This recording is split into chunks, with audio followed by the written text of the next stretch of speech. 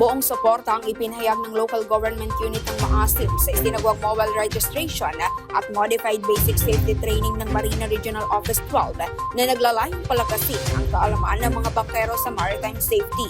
Ayon kay Municipal Mayor Zairix Pacquiao, mahalaga ang naturang inisyatiba sa pagpapataas ng antas ng kaligtasan sa karagatan sa kanilang bayan.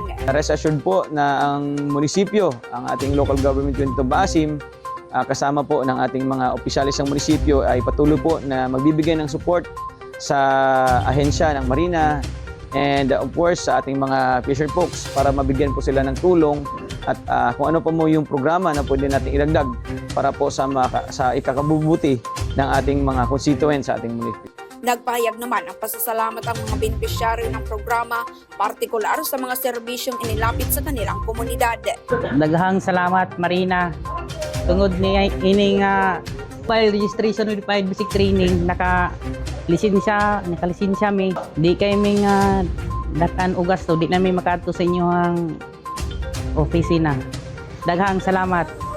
Para naman kay Sunny Boy Lajani, nakatulong aniya ang aktual na pagsasanay sa pagpapalalim ng kanilang kaalaman sa maritime operations. Daghan salamat sa Marina kay tungod sa Marina naka-experience mi naglangoy-langoy padulong dito o daghan pud kaayo na di namin mag-adto dito sa Jensan, sila na ang niadto dire.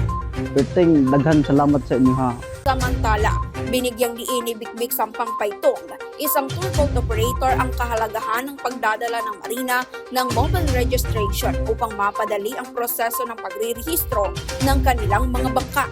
Papasalamat sa Marina na marehistro na among bangka, na kaya pud namo ug di nami moadto sa General Santos pagpadulong na sila diri sa mua. Kung maaalala, 6 na wooden hull recreational boats ang nabigyan ng 5-in-1 certificates, habang 39 na boat operators at crew members, kabilang ang mga tauhan ng Philippine National Police Maritime Group, ang nakapagtapos ng pagsasanay at nabigyan ng kaukulang lisensya bilang boat captain 1 at motorman. Ito si Rona de los Santos para sa Marina DGTV News Sunday.